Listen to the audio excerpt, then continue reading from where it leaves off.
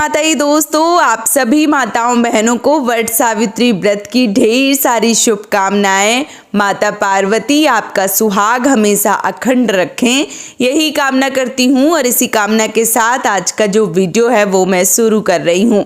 दोस्तों, आज के वीडियो में मैं बात करने वाली हूँ वट सावित्री व्रत से ही जुड़ी कुछ महत्वपूर्ण जानकारियों के बारे में। बहुत सारी ऐसी बहनें जो वट सावित्री का व्रत करती हैं, पूजन करती हैं और फिर बाद में उनके साथ बहुत सारी समस्याएं जो हैं वो हो जाती हैं।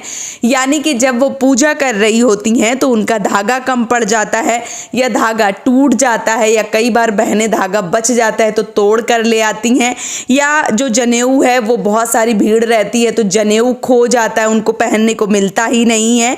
और कभी कभी धागा जो है वो जल जाता है। सिंगार, पंखा, बहुत सारी चीज़ें जो है वो ले जाना अगर भूल गई हैं तो आपको क्या करना चाहिए, क्या नहीं करना चाहिए, आज के वीडियो में संपूर्ण जानकारी जो है वो आप सबके साथ शेयर करूंगी। तो चलिए वीडियो को शुरू कर लेते हैं और जान लेते हैं इन समस्त महत्वपूर्ण जानकारियों के बारे में। सबसे पहले वट सावित्री का व्रत जो है वो 26 तारीख को पूरी विधिवत रूप से मनाया जा रहा है। ऐसे में बहुत सारी बहनें जो पूजा पाठ की समस्त तैयारी करके वट वृक्ष के पास जब जाती हैं, भीड़ बहुत ज़्यादा होती है, बैठने की छोड़ो खड़े होने की वहाँ पे जगह जो है वो नहीं मिलती है। कई बार क्या होता है, जब हम फेरे परिक्रमा दे रहे होते हैं, एक दूसरे का धक्का लग जाता है, पैर में चोट लग जाती है, या कई बार जब हम फेरी लगा रहे होते हैं धागा हमारा किसके साथ बदल जाता है हमें पता ही नहीं चलता है, या जनेऊ जो है वो हम किसी दूसरे का पहन लेते हैं और कई बार हमारा जनेऊ कोई उठा के ही ले जाता है, हमें पता ही नहीं चलता है। बहुत सारी चीज़ें जो है वो होती हैं। इन संपूर्ण प्रश्नों के बारे में आज के वीडियो में मैं आप सबको जवाब दे दूं। सबसे पहले, अगर आप पूजा करने जा रही हैं तो कोशिश करिए कि आप जो पूजा है वो अच्छे से कर पाएँ। कई ऐसे वट वृक्ष होते हैं जहाँ पे बहुत ज़्यादा भीड़ लगती है और कई ऐसे होते हैं जहाँ पे थोड़ी सी कम भीड़ रहती है। जहाँ थोड़ी कम भीड़ रहती है वहाँ जाने की कोशिश करिए, क्योंकि कोई पेड़ होता है वहाँ पे बहुत ज़्यादा भीड़ होती है तो हम ढंग से पूजा पाठ कर ही नहीं पाते हैं। तो आप कोशिश करिए कि जहाँ भी कम भीड़ हो वहाँ पर आपको पूजा करने जाना चाहिए। लेकिन फिर भी अगर आपको लग रहा है कि जहाँ मान लीजिए सब लोग पूजा करते हैं हमें वहीं जाना है, तो आपको कुछ चीज़ें जो है वो ध्यान में रखनी पड़ेंगी। जैसे जब आप पूजा करें तो थोड़ा सा इंतजार करें, बहुत ज़्यादा जल्दबाजी के चक्कर में ना रहें। कई बार जल्दबाजी के चक्कर में पूजा जो है वो हमारी अस्त व्यस्त हो जाती है, तो थोड़ा सा इंतजार करें। जो बहन कर रही हैं उनको उठ जाने दीजिए, फिर वहीं पे आप बैठ के पूजा जो है वो कर लेंगी। तो इससे क्या होगा, जो पूजा है वो आपको भी सही तरह से करने को मिल जाएगी। अब पता चले वट वृक्ष तो थोड़ा दूर है, आप उसके सामने ही कहीं भी बैठ के पूजा कर रही हैं, तो ऐसा जो है वो आपको नहीं करना चाहिए। अब जब भी आप फेरी या परिक्रमा लगाएं तो थोड़ा सावधानी पूर्वक लगाएं, किसी को धक्का ना लगे और किसी का धागा जो है वो ऐसे टूटे ना। इन सब चीज़ों का आपको विशेष रूप से ध्यान जो है वो रखना चाहिए। लेकिन कई बार हम जानबूझकर गलतियां नहीं करते हैं, अनजाने में गलतियां हो जाती हैं। जैसे कि जो धागा है वो कम पड़ जाता है तो आपको वहां से प्रणाम करके आगे फेरे जो है वो अपने कंटिन्यू करने चाहिए। धागा कम पड़ जाए तो आपको बहुत ज़्यादा सोचने की आवश्यकता नहीं होती है कि धागा जो है वो कम पड़ गया, आप मेरे फेरे परिक्रमा जो है वो हम पूरे करें ना करें। इससे पहले इसीलिए मैंने वीडियो बना के डाल दिया था कि कई बार पहले से जानकारी मिल जाएगी तो आप सबको ज़्यादा मदद मिलेगी। अगर धागा कम पड़ जाता है तो बहुत ज़्यादा परेशान नहीं होना है, आपको अपने जो फेरे हैं वो पूरे करने हैं।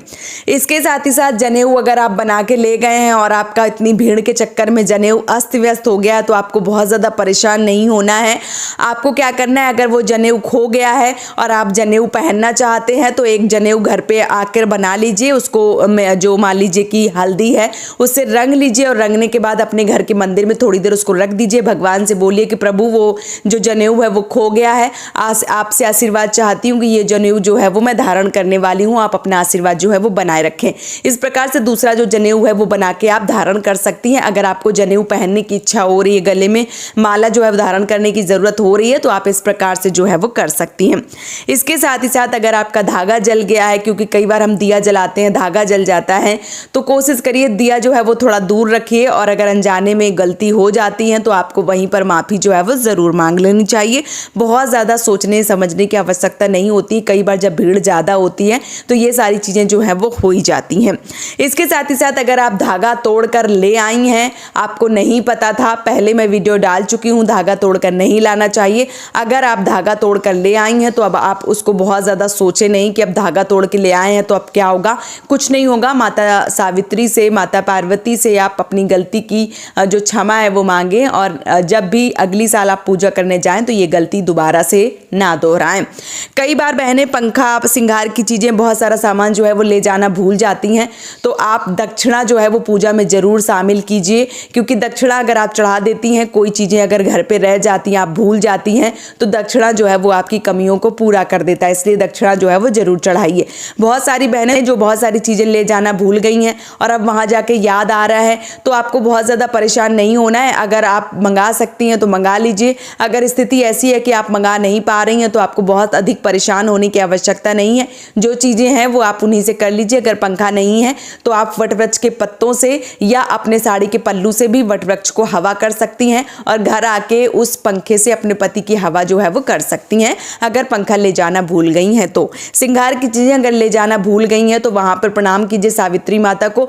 घर आके जो आपने श्रृंगार रखा है वो अपने घर में रखे, जो भी गौरी गणेश है उनको चढ़ाइए और फिर उसके बाद जो मान लीजिए सिंदूर है वो श्रृंगार जो है वो ले सकते हैं। इस प्रकार से भी कर सकते हैं।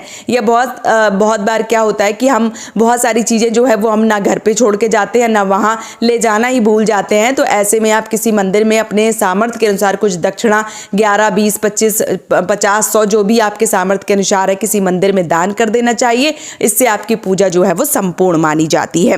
तो आप इन सब चीज़ों को करके अपनी गलती की जो क्षमा है वो मांग सकते हैं। तो उम्मीद करती हूँ अगर आपके साथ भी ऐसी कोई समस्या हुई होगी तो इन संपूर्ण प्रश्नों का जवाब आप सबको मिल गया होगा। वीडियो पसंद आया है तो आप हमें सपोर्ट जरूर कीजिए, इस चैनल को सब्सक्राइब करके और वीडियो को लाइक करके। पूजा पाठ की समस्त जानकारी इस चैनल पे आती रहती है, इसलिए आप इसको सब्सक्राइब जो है वो जरूर कर लीजिए। आप सभी माताओं बहनों को एक बार फिर से वट सावित्री व्रत की और सोमवती अमावस्या की ढेर सारी शुभकामनाएं। जय माता दी।